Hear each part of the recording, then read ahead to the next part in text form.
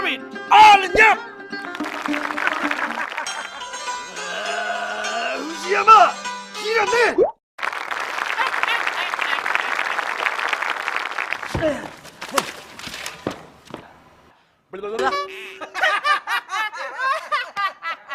Kasus korupsi hilang.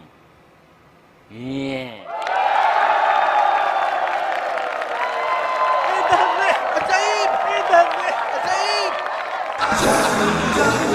Yang penting happy. Alangkah indahnya ketika suatu negara itu bisa terbebas dari korupsi. Namun sayangnya tidak terjadi di dalam negara Indonesia, yang mana kasus korupsi itu masih sangat tinggi. Dilansir dari transparansiinternational.com bahwa setiap tahunnya menunjukkan data indeks korupsi itu mengalami peningkatan di setiap tahunnya. Di tahun 2021 saja tercatat sudah terjadi 1032 kasus korupsi di Indonesia. Hal ini sangat disayangkan karena korupsi menjadikan pendapatan negara itu menjadi menurun dan hutang semakin meningkat. Lalu, apakah ada solusi untuk kasus ini? Apakah semudah mengeklik tangan seperti di video tadi? Di sini saya akan menjelaskan upaya dan strategi yang dilakukan untuk memberantas korupsi. Simak dan tonton videonya sampai akhir. Korupsi atau rasuah adalah tindakan pejabat publik, baik politisi maupun pegawai negeri, serta pihak lain yang terlibat dalam tindakan itu secara tidak wajar dan tidak legal, menyalahgunakan kepercayaan publik yang dikuasakan kepada mereka untuk mendapatkan keuntungan sepihak. Konsentrasi kekuasaan di pengambil keputusan yang tidak bertanggung jawab langsung kepada rakyat, seperti yang sering terlihat di rezim-rezim yang bukan demokratik. Ada beberapa hal yang memicu korupsi, seperti halnya kurangnya transparansi di pengambilan keputusan, kampanye-kampanye politik yang mahal dengan pengeluaran lebih besar dari pendanaan politik yang normal, proyek yang melibatkan uang rakyat dalam jumlah besar, lingkungan tertutup yang mementingkan diri sendiri, dan jaringan teman lama. Macam-macam korupsi itu terdapat dalam Undang-Undang Republik Indonesia yang dimasukkan dalam Undang-Undang Nomor 31 Tahun 1999 dan Undang-Undang Nomor 20 Tahun 2021 tentang tindak pidana korupsi. Berdasarkan pasal-pasal tersebut, korupsi dirumuskan ke dalam 30 bentuk atau jenis tindak pidana korupsi. Pasal-pasal tersebut menerangkan secara terperinci mengenai perbuatan-perbuatan yang bisa dikenakan penjara karena korupsi yang keseluruhan meliputi 7 macam, antara lain 1. Terkait keuangan atau perekonomian negara, 2. Suap menyuap, 3. Penggelapan dalam jabatan, 4. Pemerasan, 5. Perbuatan curang, 6. Benturan kepentingan dalam pengadaan, dan 7. Korupsi terkait gratifikasi. Dalam upaya pemberantasan korupsi, ada beberapa cara yang dapat ditempuh, antara lain sebagai berikut. Yang pertama yaitu upaya pencegahan preventif, yang kedua upaya penindakan atau kuratif, yang ketiga upaya edukasi masyarakat mahasiswa, dan yang keempat upaya edukasi lembaga swadaya masyarakat.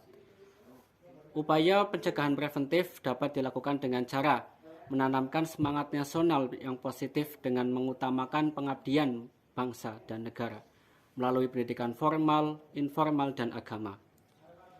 Yang kedua, melakukan penerimaan pegawai berdasarkan prinsip keterampilan teknis. Yang ketiga, para pejabat dihimbau untuk mematuhi pola hidup sederhana dan memiliki tanggung jawab yang tinggi. Yang keempat, menciptakan aparatur pemerintahan yang jujur dan disiplin kerja yang tinggi. Kemudian berusaha melakukan reorganisasi dan rasionalisasi organisasi pemerintahan melalui penyertaan jumlah departemen beserta jawatan di bawahnya. Kemudian yang kedua yaitu upaya penindakan atau kuratif. Dalam hal ini dapat dilakukan kepada mereka yang terbukti melanggar dengan diberikan peringatan dilakukan pemecatan, tidak terhormat, dan dihukum pidana. Beberapa kasus contoh penindakan yang pernah dilakukan oleh KPK. Yang pertama, menahan Konsul Jenderal Republik Indonesia di Johor Bahru, Malaysia, karena diduga melakukan pungutan liar dalam pengurusan dokumen keimigrasian. Kemudian dugaan korupsi dalam proyek program pengadaan busway pada Pemda DKI Jakarta. Kemudian dugaan penyalahgunaan jabatan dalam pembelian tanah yang dapat merugikan keuangan negara sampai 10 miliar lebih. Kasus korupsi dan penyuapan anggota KPU kepada tim audit BPK.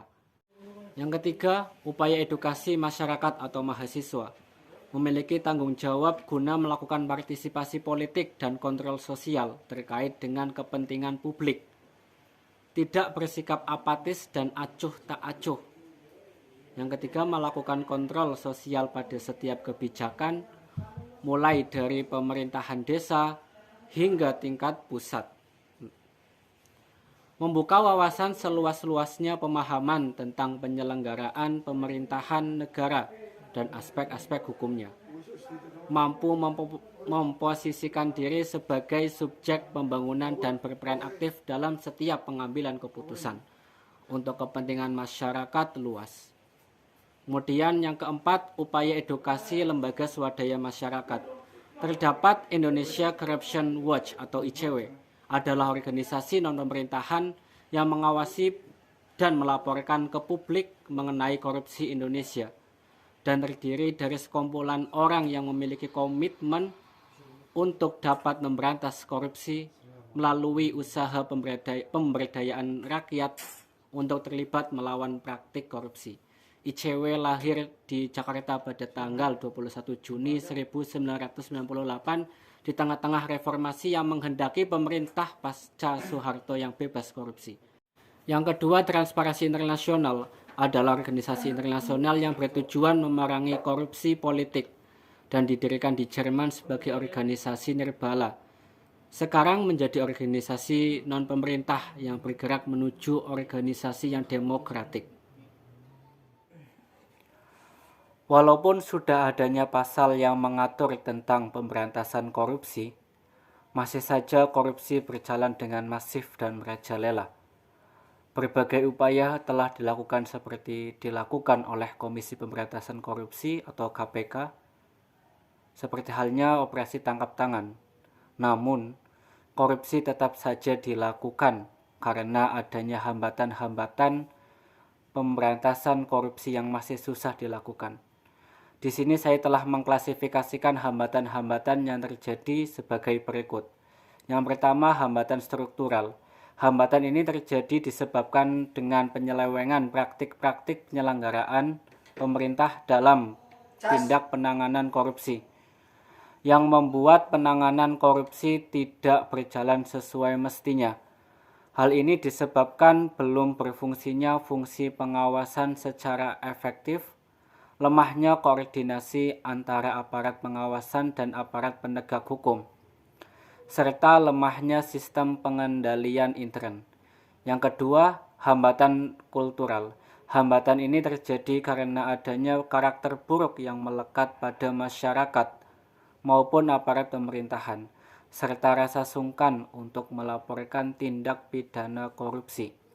Kurang terbukanya pimpinan sehingga terkesan toleran dan menutupi pelaku korupsi. Yang ketiga, hambatan instrumental. Hambatan ini terjadi karena kurangnya instrumen pendukung dalam bentuk peraturan perundang-undangan yang membuat penanganan tindak pidana korupsi tidak berjalan sesuai mestinya.